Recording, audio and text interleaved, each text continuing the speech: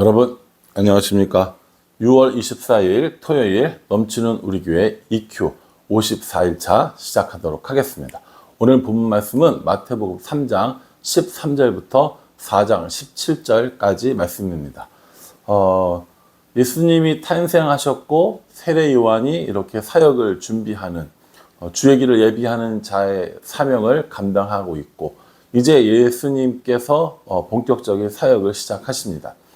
예수님께서 이렇게 메시아로서의 사역을 하는 것을 우리는 공생애라고 부르는데, 그 공생애의 시작이 바로 세례 받으시는 사건입니다. 오늘 본문은 예수님의 세례 받으심과 또 광야에서 시험 당하는 내용들을 기록하고 있는 본문입니다. 이제 예수님이 이제 본격적으로 사역을 시작하신다고 보면 됩니다. 예수님께서 이렇게 사역을 시작하시면서 세례를 받으시는데, 그 세례를 준 사람이 세례 요한이라는 거죠. 우리가 어제 살펴보았지 않습니까? 세례 요한이 주의 길을 예비하는 사역을 하고 사람들에게 회개를 베푸는 세례를 주었단 말이에요. 그렇게 사역하는 자리에 예수님께서 세례 요한에게 세례를 받으러 오죠. 세례 요한이 예수님을 알아보고 왜 나에게 세례를 받으십니까? 라고 이야기할 때 예수님께서 뭐라고 이야기하시냐면 15절에 이제 허락하라, 우리가 이같이 하여 모든 의를 이루는 것이 합당하니라 라고 이렇게 얘기합니다. 그러니까 예수님께서 세례를 받으시는 건 의를 이루기 위해서라는 겁니다. 다시 말해서 하나님의 계획 가운데 있다라는 것을 의미하는 것이죠. 그 세례를 받으시니까 하늘에서 소리가 나고 비둘기처럼 성령이 임하는 것을 보이시며 18절 말씀에 이렇게 얘기합니다. 하늘로부터 소리가 있어 말씀하시되 이는 내 사랑하는 아들이요 내 기뻐하는 자라 하시니라. 여러분, 이 4장을 이해하는 데 있어서 우리가 읽었던 17절 말씀이 굉장히 중요합니다.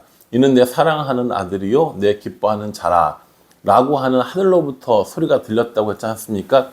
이게 4장을 이해하는데 굉장히 중요한 겁니다. 여러분 잘 기억하고 계시면 좋을 것 같고요. 이제 4장으로 넘어오면 예수님께서 성령에 이끌리셔서 광야에서 40일 동안 금식을 하시는 것을 볼 수 있습니다. 40일 동안 금식하시면서 어떤 일이 있었는지는 잘 모릅니다. 그거는 하나님과 예수님의 영역이고요.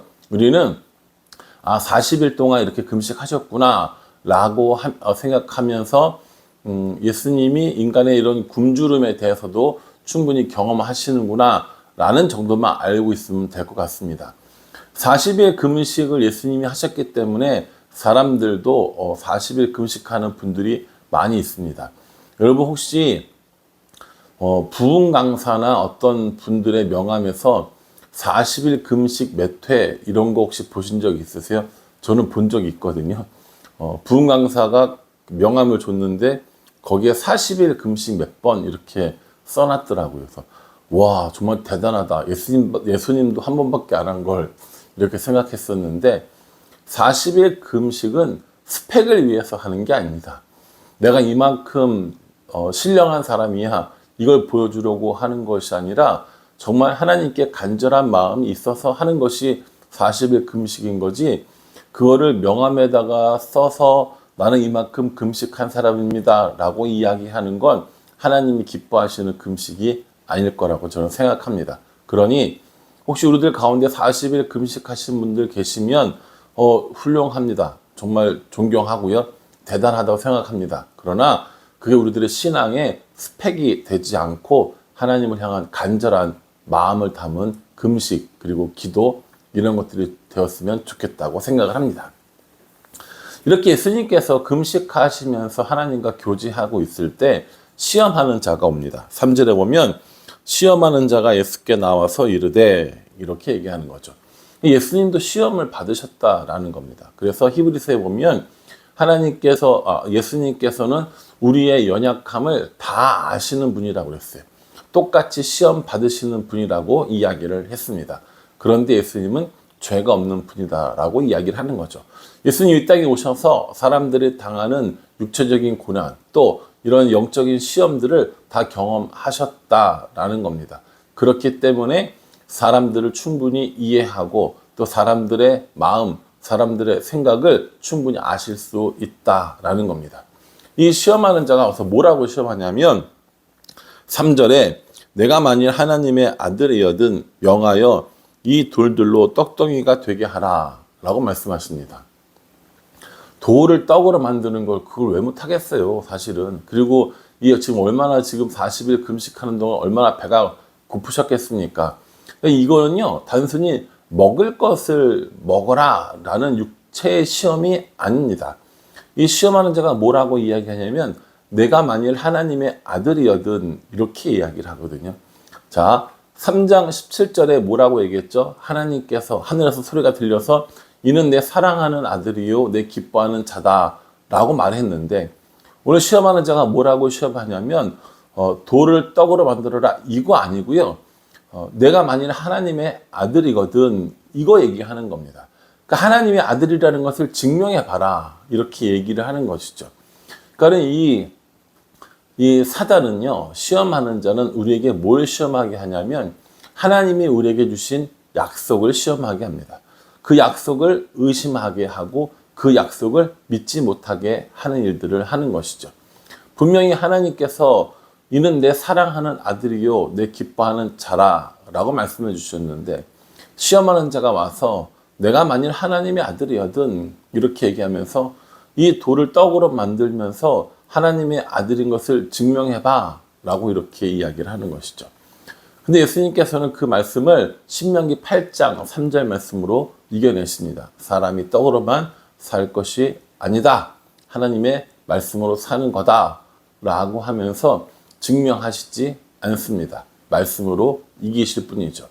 두 번째 시험도 똑같습니다. 5절에 보면 마귀가 예수를 거룩한 성으로 데려다가 성전 꼭대기에 세우고 이렇게 얘기합니다. 성전 꼭대기에 예수님을 세우고 뭐라고 얘기하냐면 6절에 내가 만일 하나님의 아들이여든 뛰어내리라 기록되었을 때 라고 이렇게 얘기합니다. 또 하나님의 아들이라는 것을 증명해 보라는 거죠. 그런데 이번에는 뭘 가지고 얘기합니까? 기록된 말씀을 이야기합니다. 이 말씀에 의하면 너는 하나님의 천사들이 너를 받쳐줄 거잖아. 그러니까 뛰어내려 봐. 하나님의 아들인 것을 증명해봐 라고 이야기를 한다는 겁니다. 여러분 말씀으로 시험하는 일이 가능할까? 예, 지금 이 사단이 우리에게 하는 것들을 예수님에게 하는 것들을 보면 충분히 가능한 일입니다. 그러니 여러분 올바로 말씀을 공부하지 않고 올바로 말씀을 묵상하지 않았을 때 일어나는 잘못된 일들이 가능하다는 것이죠. 여러분 이단들은 말씀을 공부 열심히 하거든요. 근데 그 말씀을 잘못 적용하고 잘못 이해하는 겁니다. 자신들의 입맛에 맞게 그 말씀들을 바꿔서 이야기하고요. 자신들의 상황에 맞게 아주 절묘하게 그 말씀들을 왜곡하는 일들이 벌어지게 된다는 거죠. 사단이 그렇게 똑같이 이야기합니다. 하나님이 너를 받쳐주실 거니까 내가 정말 하나님의 아들이거든 뛰어내려봐 이렇게 이야기를 하죠. 예수님께서 뭐라고 얘기하시냐면은 7절에 또 기록되었을 때 주 너의 하나님을 시험하지 말라라고 이야기를 하고 계십니다. 여러분 이게 뭐랑 똑같은 거냐면 이거예요. 뱀 이 구덩이에 뱀을 물려도 죽지 않는다라는 말씀이 있으니까 손을 넣어 보는 거죠. 이거 실제로 있었던 일이거든요. 미국이요. 필리핀인가 저기서 기사에서 봤는데 정말 실제 손을 넣어봤대잖아요. 뱀 이 구덩이에다가. 근데 물렸죠? 어떻게 됐겠어요? 죽었죠. 이거 하나님의 시험하는 거라고요. 하나님이 정말 계시면 이거 이렇게 해주세요 라고 하는 것들 있지 않습니까? 하나님이 정말 계시면 이거 이렇게 해야 되는 거 아닙니까? 라고 하는 것들은 하나님을 시험하는 것들이라는 거죠. 하나님은 우리에게 시험 당하지 않으세요. 하나님은 하나님 자신을 우리에게 증명하실 필요가 없는 분입니다. 그런데 우리는 하나님 자신을 증명하라고 계속 요구하고 있는 거거든요. 사단도 똑같은 겁니다. 그래서 오늘 이 말씀을 통해서 하나님은 우리에게 증명하실 분도 아니고요. 그런 식으로 하나님을 시험할 필요도 없다. 그래서는 안 된다라는 것을 보여주고 있습니다.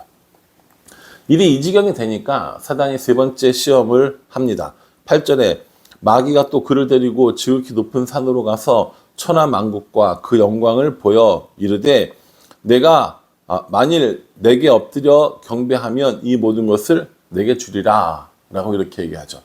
높은 산 꼭대기에 올라가서 천하만국과 그 영광을 다 보여줍니다.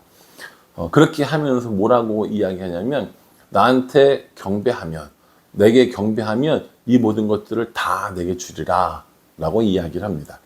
이게 이제 그 사단, 마귀의 아주 교묘한 특징을 우리에게 보여주는 사건이죠. 여러분, 그 천하만국과 그 영광이 사단의 것입니까? 아닙니다. 하나님의 것이죠. 그런데 마치 자신의 것인 양 이렇게 이야기를 하고 있는 겁니다. 여러분, 이거죠. 예를 들어서 여러분 저한테 만약에 절하면 제가 한국은행에 있는 금괴를 갖다 드릴게요 라고 이렇게 얘기를 하는 거예요. 여러분, 한국은행에 있는 금괴가 제 겁니까? 아니에요. 그런데 교묘하게 그렇게 속이고 있는 겁니다. 사단은, 마귀는 거짓의 아비라고 얘기했습니다. 그러니 그 거짓에 속아 넘어가는 거죠. 천하만국의 영광을 자신이 소유하고 있지 않음에도 불구하고 자신의 것인 양 우리를 유혹하고 있는 것입니다. 우리가 살아가다 보면 이런 시험들을 우리도 당할 때가 있습니다. 하나님의 아들이거든 하면서 우리의 정체성을 시험할 때도 있고요. 또 우리는 인간이니까 떡으로 떡을 먹어라 이렇게 할 때도 있고요. 뛰어내리면 널 지켜줄 텐데 하면서 하나님을 시험해 보라는 유혹을 받을 때도 있습니다. 천하만국 다 줄게 라고 하는 유혹에 빠져서 거짓의 아비의 사단에 넘어가는 경우도 있습니다. 그런데 놀라운 것은 예수님께서 이 모든 시험들을 다 말씀으로 이기셨다는 겁니다. 첫 번째 시험은 신명기 8장으로 이기셨고요. 두 번째 시험은 신명기 6장 16절 말씀으로 이기십니다. 세 번째 말씀은 신명기 6장 13절을 통해서 주 너의 하나님께 경배하고 다만 그를 섬기라 라고 이렇게 말씀하고 계시는 겁니다. 그러니 여러분, 우리가 시험을 이기는 일에 정말 필요한 건 뭐라는 거예요? 강인한 의지? 아니요. 말씀이라는 겁니다. 이래서 말씀을 매일같이 읽고 묵상하는 것이 중요하고 훈련은 평상시에 하는 겁니다. 유혹당하고 시험이 왔을 때 하는 것이 아니라 언제든지 그 시험들을 말씀으로 이길 수 있도록 훈련하는 거, 평상시에 그렇게 훈련하는 거, 그게 중요하다는 거죠. 군대 간 우리 남자분들 아시잖아요. 군대 가면 사격 연습하지 않습니까? 사격 연습해서 전쟁 나가서 총 쏴 보셨어요? 아니요, 못 쏴봤어요. 근데 왜 합니까? 유사시에 혹시 이런 일이 있을 때 언제든지 사용할 수 있도록 총기 닦고 총기 분해 조립하고 총기 총 쏘고 이런 거 하는 거지 않습니까? 영적인 훈련, 신앙의 훈련도 똑같습니다. 전쟁이 터진 다음에 하는 것이 아니라 평화로울 때 하는 겁니다. 일상을 살아가면서 말씀 가운데 훈련하고 말씀을 통해서 인도함 받는 연습들이 꾸준히 진행돼야 진짜 이러한 시험들이 유혹이 있을 때 그것을 말씀으로 이겨낼 수 있다는 겁니다. 그러니 여러분, EQ 정말 열심히 해 주시는 건 영적 전쟁을 그리고 우리의 유혹과 시험을 준비하는 매우 중요한 일입니다. 그러니 QT를 통해서 또 성경 읽기를 통해서 또 기도를 통해서 이런 경건 생활을 유지하는 것은 정말 중요하다고 다시 한번 재차 또 한 번 더 강조드립니다. 말씀에 인도함 받는, 말씀을 따라 사는 그런 삶을 통해서 예수님이 사단의 시험을 이기신 것처럼 우리도 날마다 그런 시험들을 이기며 살아갈 수 있기를 주님의 이름으로 축복합니다. 기도하겠습니다. 하나님, 예수님께서 세례 받으시고 또 광야에서 시험 당하시는 본문들을 살펴보았습니다. 하나님께서 내 사랑하는 아들이라고 말씀해 주셨음에도 시험하는 자는 하나님의 아들임을 증명해 보라고 합니다. 거짓으로 우리를 속이려고 합니다. 예수님이 당하셨던 이러한 시험들은 여전히 우리도 당하고 있는 시험들입니다. 이 모든 시험들의 말씀으로 이기는 우리가 되어질 수 있도록 인도하여 주시옵소서. 예수님의 이름으로 기도합니다. 아멘. 예, 여러분 오늘 하루도 말씀 가운데 승리하시고요. 밀린 영상 혹시 EQ 있으면 한 번 더 찾아보시면 좋을 것 같습니다. 그렇게 해주시길 부탁드리겠습니다. 감사합니다.